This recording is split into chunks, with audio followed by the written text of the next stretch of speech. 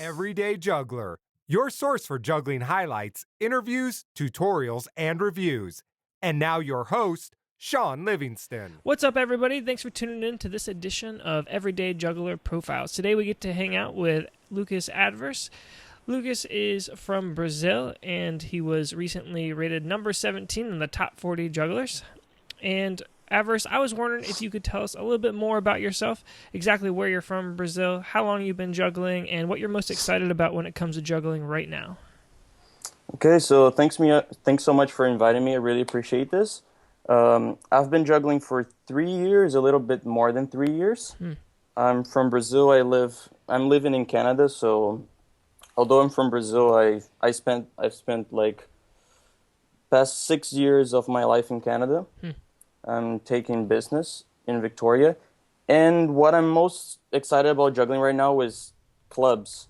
So although most of the stuff you see me on the internet is 3-ball juggling, right now I'm really hyped up about clubs because I've been really inspired by a lot of friends and a lot of jugglers, and I just wanted to kind of switch up a little bit and do something different. Okay, so was there one club juggler in particular that kind of set you off on this club endeavor? My biggest inspiration would definitely be Jorge Vilchis, or in Spanish, Jorge Vilchis. But I do have a lot of big inspirations. Like there's Yerel from Chile, there's Kellin Quinn, there's Maruyama from Japan, and I really like Nathan Biggs, the stuff that he does. Was there any particular trick where you're like, oh man, I need to learn that? Oh, any body trick. So what I'm most excited about is doing stuff on the chest, face, or rolling, getting like hook shots. It's kind of similar to the ball style because it's doing body throws, right? So low numbers, that's what I'm excited about. And how's that coming so far? There's a lot of frustration because when you get a new prop, you kind of feel really awkward, like everything you do goes bad. You kind of expect a lot because you can do a lot with balls, but then when I do stuff with clubs, I kind of get frustrated really easily. But with that, I also I've been learning a lot of stuff because I can get really I can get tips from my friends. I'm really good friends with George and Yerel and those guys, so they help me cleaning up my tricks and they give me tips. So yeah, I've been doing fairly good, maybe. Okay, so let's just take it back a little bit. You said you started juggling a little bit over 3 years ago, and what was it 3 years ago that got you into it? So actually, I learned the 3-ball cascade when I was 12 or 13 or something, because my cousin taught me. But after that, I didn't continue juggling at all. And then when I was 18, that was 3 years ago, I was watching some videos on the internet, and then I came across some juggling videos. And the juggling video that most caught my attention was that famous Japanese jugglers video. And when I watched that, I was like, wow, this is crazy. I mean, I know how to juggle 3-balls, so maybe I should try it again and try to get back to it. So I bought 3 tennis balls and I started practicing by myself, just watching tutorials. And that's how I started, got back to juggling. So you're in Japan right now. Yeah. Did that first video you saw influence kind of the fact that you're in Japan right now? Not really. I mean, my relationship with Japan is really mysterious. For some reason, I like a lot of things about Japan. And when I started juggling, Japan was my main influence in the beginning. And it's kind of like mysterious, I don't know. But there are 2 main reasons I'm in Japan. The first one is to study Japanese, and the second one is because my girlfriend is here. She lives here. She is Japanese, so I wanted to spend a little bit more time with her and improve my Japanese skills. Which is awesome. You told me before the interview that you met your girlfriend by uh, basically what's it called? Pen pal? She was like a pen pal. You were teaching her English and she was teaching you Japanese. Yeah. What made you want to start learning Japanese? Oh, maybe the fact that I have a lot of Japanese. I had a lot of Japanese friends when I was in high school. Mm-hmm. When I first went to Canada to study English, that was 6 years ago. I was in high school and I had a lot of Japanese friends. And since back then, when I lived in Brazil, I really liked like anime and then just the sound of Japanese language, Japanese music, just a lot of things about Japan. Mm-hmm. So that's why I started learning. That's awesome. So, I mean, coming back to juggling, you're in Japan, and there's a lot of great jugglers in Japan. Yeah. You have hopes of seeing some of those? Yeah, I'm probably gonna travel just to meet a lot of jugglers. This week I met two pretty famous jugglers. One of them is Maruyama. He's, I don't know, maybe the best club juggler of Japan. That guy's just crazy. It feels like he can do anything. And I also met Kota Hayashi, which is the juggler who won the IJA championship. I don't know if that was last year or 2 years ago. Yeah, he was the champion, and he's also a really great juggler. He's actually one of my biggest inspirations. Since the beginning, I watched his videos, and I always liked his style. And since he comes kind of from the same place as my girlfriend, I was really happy to know that he's from here. Mm-hmm. And I contacted him, and then set up like a meeting to meet him Mm-hmm. and practice. Okay, so you're going to keep practicing with him? Yeah, but I intend to go to a lot of different places as well just to meet jugglers, Mm-hmm. because in Japan it's really easy to move around because it's a really small country, and they have something called the Shinkansen, which is like the bullet train. So it's like as fast as a plane almost. Mm-hmm. You just go like anywhere really quickly. Mm-hmm. So it's not that hard to travel around and meet people. Mm-hmm. Okay, so you started juggling a few years ago. You bought some tennis balls. You were practicing by watching tutorials online, kind of taught yourself. Did you ever get involved in any communities back then?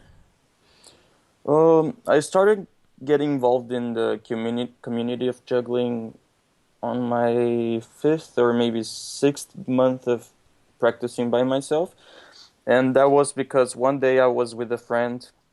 I have a really good friend that I started teaching him how to juggle as well. And one day I was in a park in Brazil practicing with him, and then one person came by and he said like, "Oh man, you come to the juggling meeting that happens in this park every Monday?" I was like, "No man, like tell me more about it." And then I found out that there is a juggling meeting in that park that I was every Monday. So because of that, I started getting involved with the community. Started getting a lot of friends who juggle.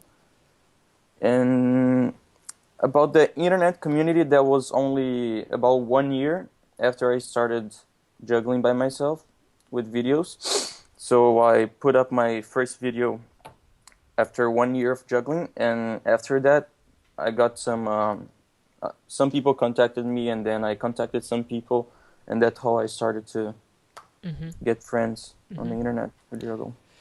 So one question I have is, what kind of kept you going as, like, you were juggling, and did you just keep doing it because you thought it was awesome, or was there, what kept you motivated to keep learning new tricks?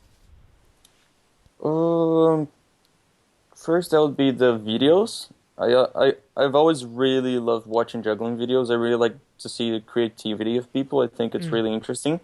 But what most inspires me, what most keeps me juggling is the social part of juggling. I really like the fact that you can be friends with a person really quickly just because you juggle. And since I started going to those events of jugglers, I realized that the people who juggle, they're really nice to each other. They want to help each other. They want to learn as well. So I think it's a very healthy relationship. Mm-hmm. So maybe that's what, yeah, most inspires me. Mm-hmm. It's the community itself. Mm-hmm. That's awesome. Yeah, I think that one of that the juggling community is one of the like most accepting and encouraging communities that Yeah. I've ever been a part of.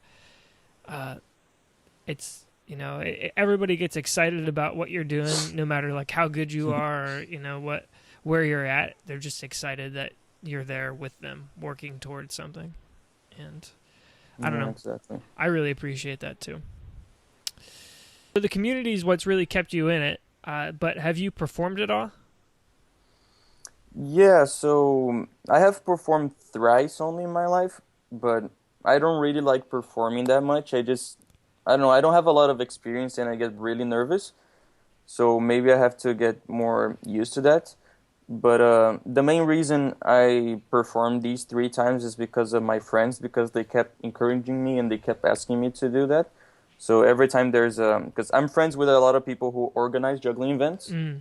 So every time they do organize those events, there is a show and they call me, and I kind of felt bad for saying no many times. So I'm starting to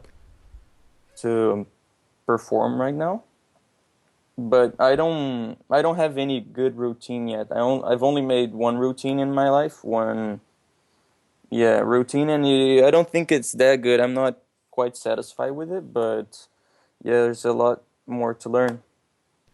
Yeah, I think that the more that you do and the more that you post and the better you get, you're probably going to continue getting invitations to perform. So, Yeah. which is, since you don't like it, I guess that's too bad. But Yeah, maybe I'll learn to like it. We'll see. I think you probably will. But I always get shaky, like, wow. Yeah, I get really nervous. I'm not good with, like, public, you know? Okay, so along the way, what juggler did you look up to the most? I think you might have already said, but Um, there's, it's impossible to choose one person, but I have a lot of inspirations since the beginning. Um, as I mentioned, there is a Kota Hayashi. I really like his style since the beginning. I've been watching his videos, and he influenced me a lot. There is also Ryohei Kimura, or it's also known as Junior. He's a really big inspiration of me. There's Lima. I've always watched his videos, and I really like everything he does. He's a really cool guy as well. And yeah, it's kind of hard to think off the top of my head. Yeah, there's just a lot of people that I like. And with clubs, that would be George Vilchis, Yerel, Maruyama, Nathan Biggs, Kellin Quinn. Those those are my biggest inspirations, I guess. And those five guys, I don't know if I said five, but those five people that I said, they are the people that most inspired me to actually start juggling hmm clubs. Because every time I watch their videos, I'm like, wow, I just have to do something like this someday.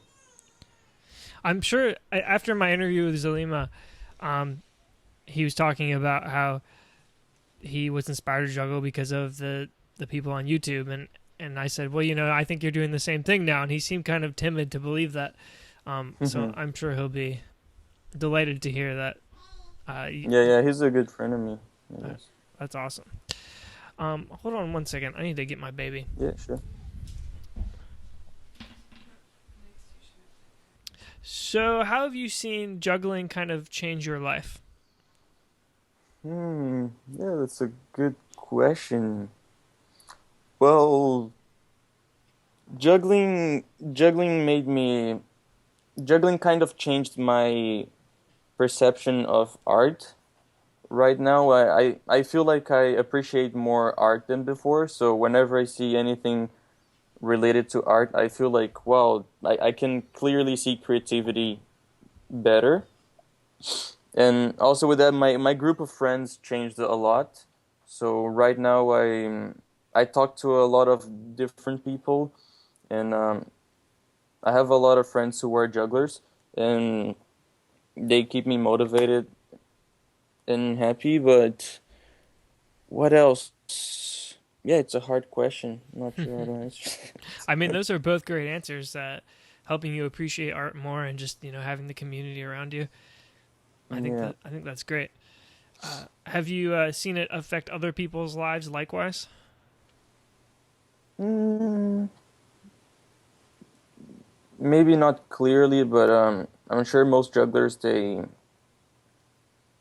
get a lot of friends who are jugglers and they become part of this community, so it affects their lives for sure as well. Mm-hmm. And juggling also made me feel more comfortable with the public. Although I'm not good with talking to a lot of people, I mean, like as in a speech or a presentation wise, I feel like that made me a little better with that. So in the future, when I perform more and more, I'm gonna feel more comfortable talking to a lot of people and doing performances. So that will help me in the future, definitely.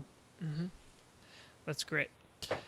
Okay, so one of the things that you like doing is like three ball, a lot of like body throw work. Yeah. And I was wondering if you had any tips for anybody that wanted to get into that sort of style of juggling.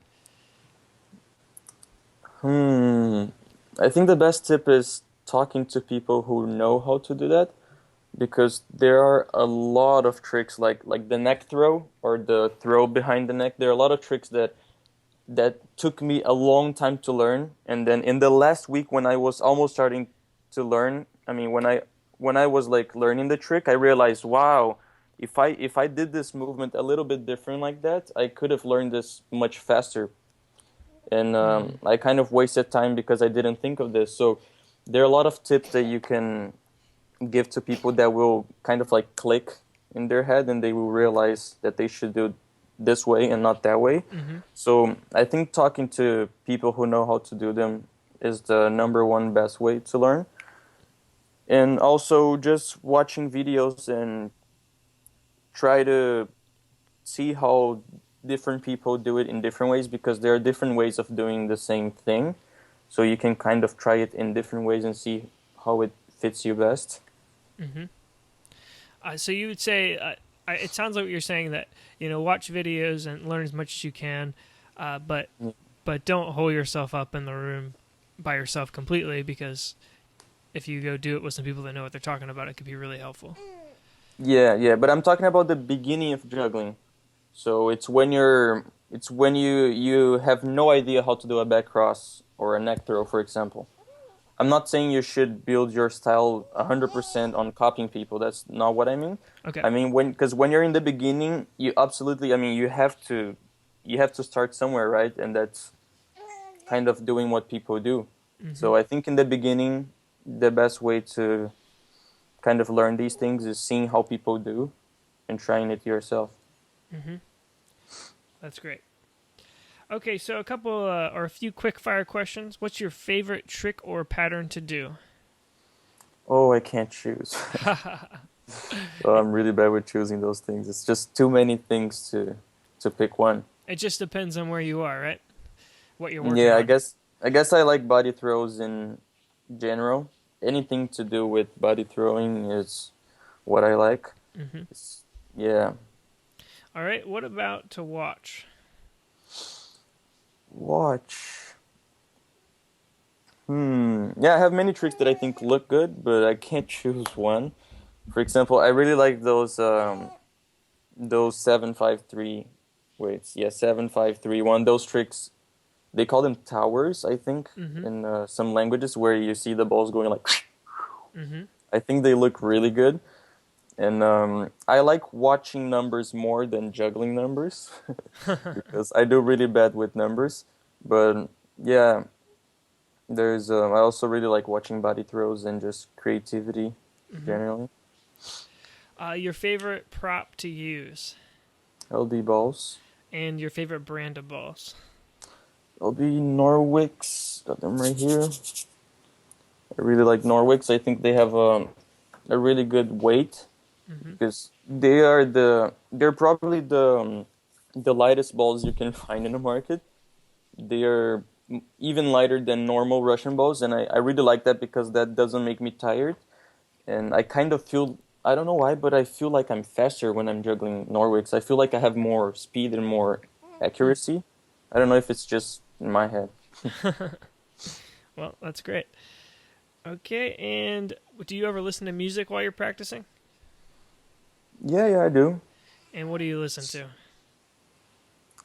Oh, I listen to everything except for pop music.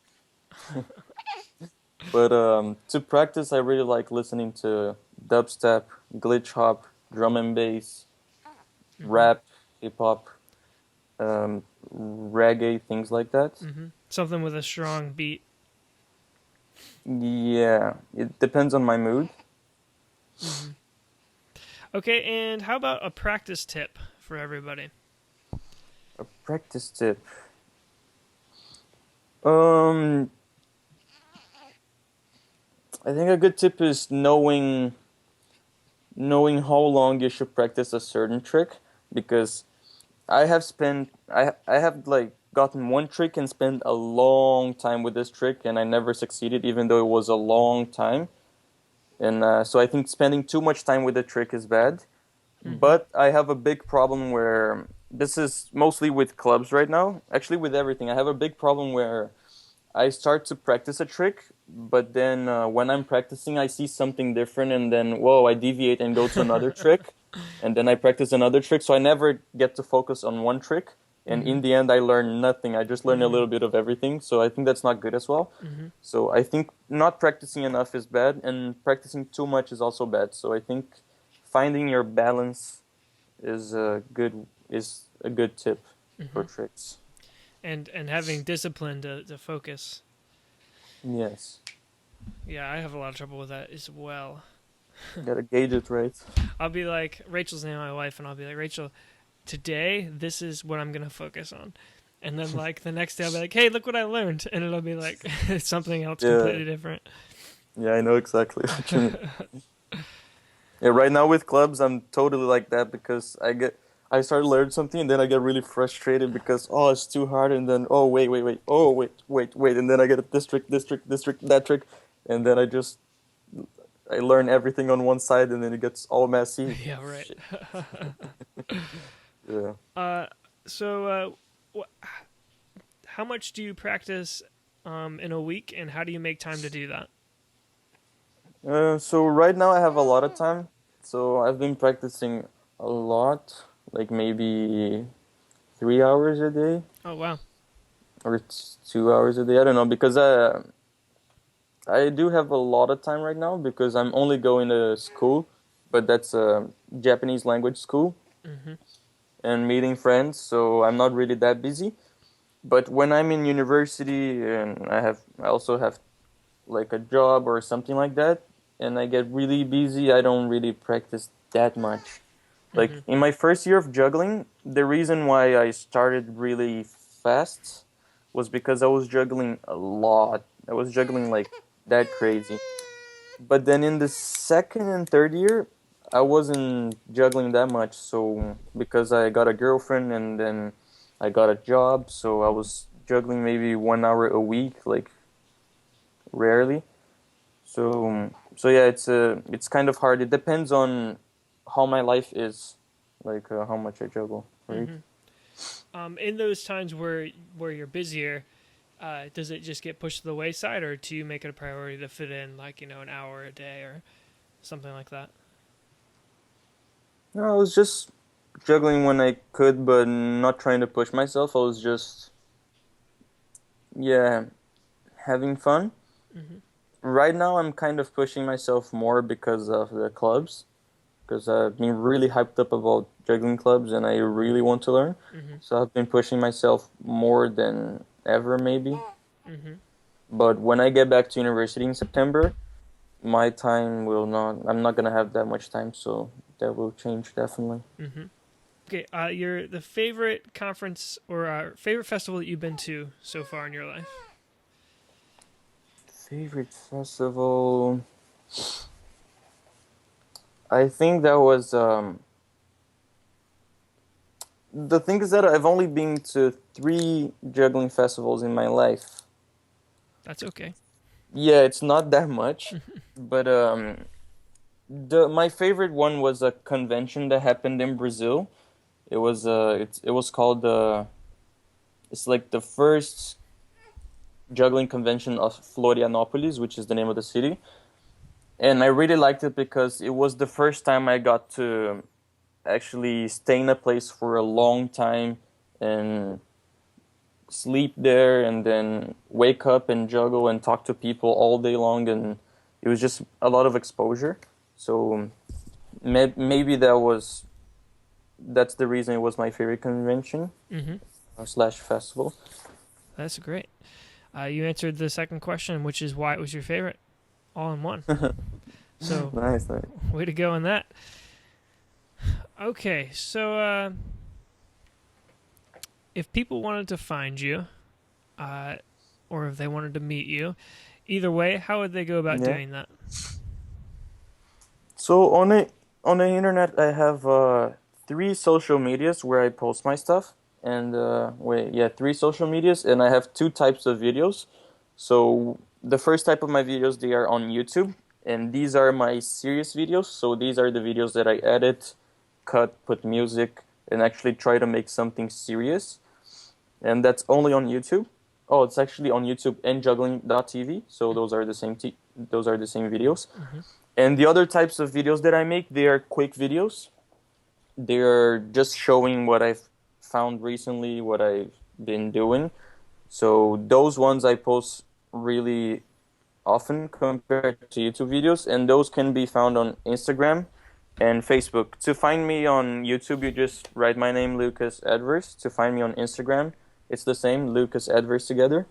And on Facebook, I recently made a page. And to find me, it's Lucas Adverse hyphen Juggler. Okay, awesome. And we see a lot of your stuff in Juggling Rock too, so Yeah. can look there. Well, hey, thanks so much for hanging out and talking a little bit about juggling. I'm sure everybody has loved getting to hear a little bit more of your background. And the final word goes to you. So some words of inspiration for the juggling community at large. Some words of inspiration. I think don't take juggling too serious to the point where it affects your relationship with people, because I've met some people that they take juggling so seriously that they go like, oh, you're doing my trick, man, don't steal my trick. Like, oh, do your own stuff. I think you shouldn't let that affect your social life, and you shouldn't be like mean to people because of that. I think unless someone gets all of my tricks and copy them and make a DVD and sell my tricks, I'm not gonna be mad. I mean, if someone's doing one thing or another that I do, it's fine. It's inspiration. I think that should be fine. So maybe just don't take juggling too serious. I think that's really great. I think don't put juggling before people. Yes. Always put the people first, and then the reason you're juggling isn't for the juggling; it's for the people.